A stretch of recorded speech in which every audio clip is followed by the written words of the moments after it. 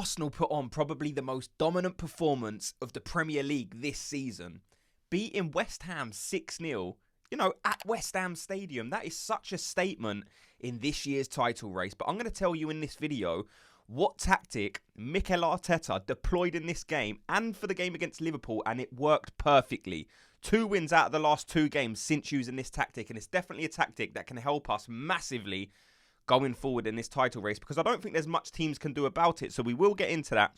But first, let's talk about the game. How good of a performance was that? Let me know in the comment section, who were your favourite players in that game? Who do you think played the best? I mean, in my opinion, I gave Odegaard man of the match. We saw Saka got the man of the match award, and that's absolutely fine, scoring 2 goals. But Odegaard, for me, was something special, and he probably should have had a couple more assists for what he was doing in that game. He offered us so much, not only going forward, but the work he was doing defensively as well. It was so impressive. The way the back line was shaping up. Even Kiwior, he wasn't sort of doing the Zinchenko role where he would invert. He was bombing down the flanks, overlapping Martinelli at times, even managed to whip a couple of balls in. But what I liked was the way Declan Rice and Odegaard had an understanding in this game. Declan Rice was always dropping really deep to receive the ball, and he was always looking forward for Odegaard, who found himself in so much space, for pretty much most of the game. They couldn't deal with the space that Odegaard was finding. There was times where he was dropping slightly deeper, but he was always managing to find so much room to operate in. And that's why it worked so well, because Declan Rice was dropping deep, looking for Odegaard, and every time Odegaard got on the ball, he turned towards the goal and he was looking to attack and drive. And the through balls, he was crafting so many chances for assists, trying to find assists with the outside of his boot, the inside of his boot. That might be the most confidence I've seen Odegaard play with this season. Like I said, he probably could have had 5 or 6 assists. So impressive. But, when the team sheet first came out, I can't say I wasn't surprised, because I was. You looked at Jorginho's performance against Liverpool, for example, and I thought for sure, Jorginho is a dead certain to start this game. Team sheet came out and he went for a different lineup. I saw Declan Rice, Odegaard, and the team sheet had Havertz in the number 8 position. Now, I thought, again, because of how Havertz played against Liverpool, he was going to be played as the striker, and maybe Trossard was going to be slightly deeper, but it didn't really line up that way. And it was so good. And the reason Arsenal did have so much success in this game, and like I said in the title about the tactic, it was, Trossard was playing as the striker, but he would drop in so deep at times to create a midfield 4.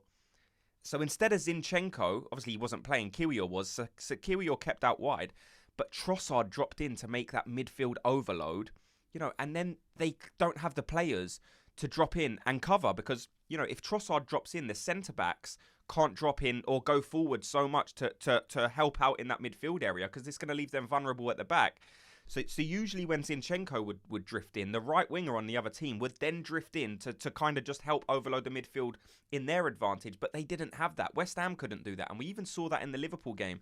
Havertz, in the Liverpool game, he would drop in to make the midfield 4.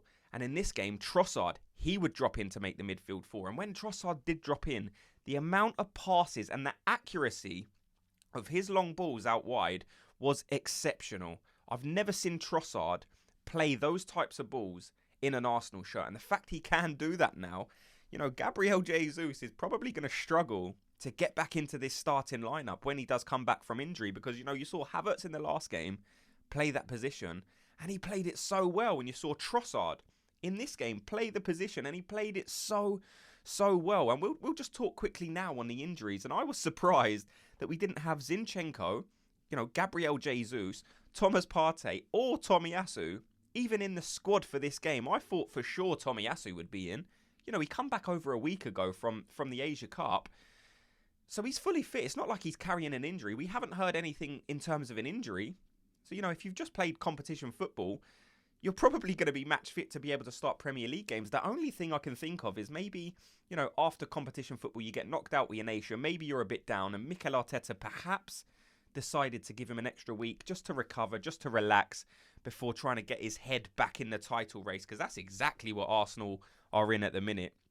And then you got Thomas Partey as well. We know, or we heard a couple of weeks ago that he's now been, reintroduced back into full first team training. So he's playing matches in training. He's doing all the training drills. But Mikel Arteta decided not to pick him for Liverpool and West Ham. And that makes you think, will he now pick him?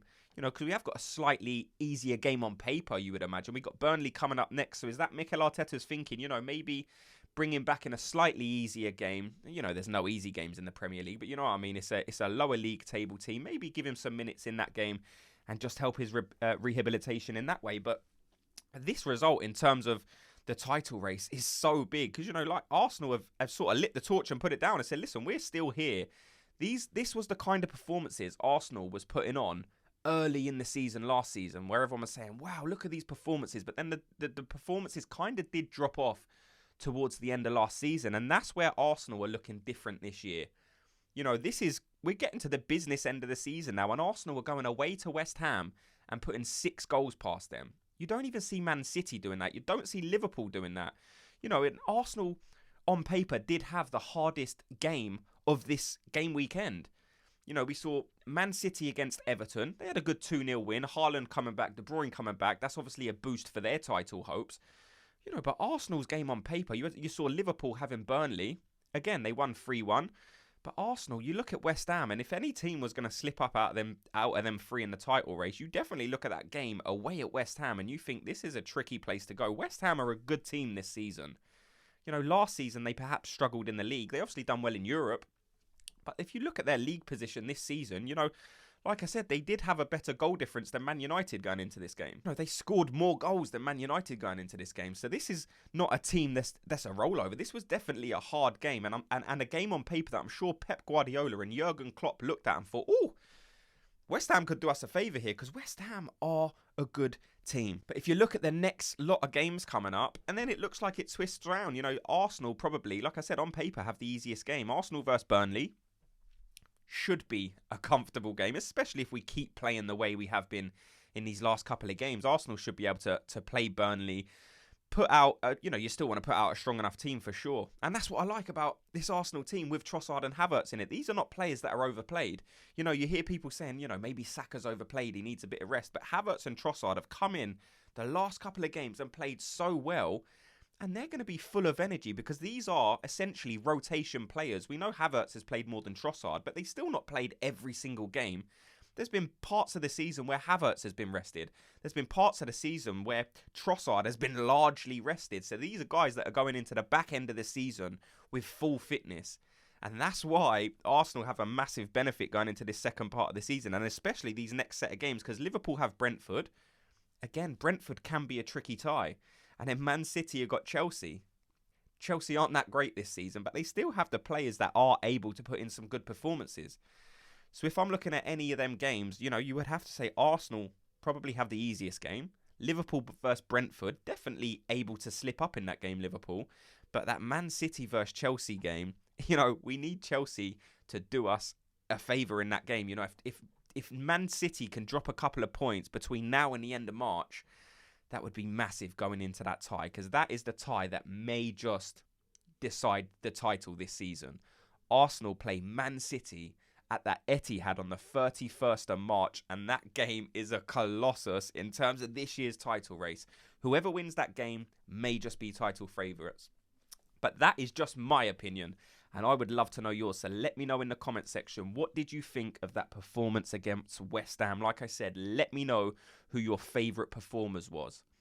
What do you think about this next set of game weeks? Do you think Man City are capable of dropping points? Do you think Brentford can nick some points off Liverpool? Let me know.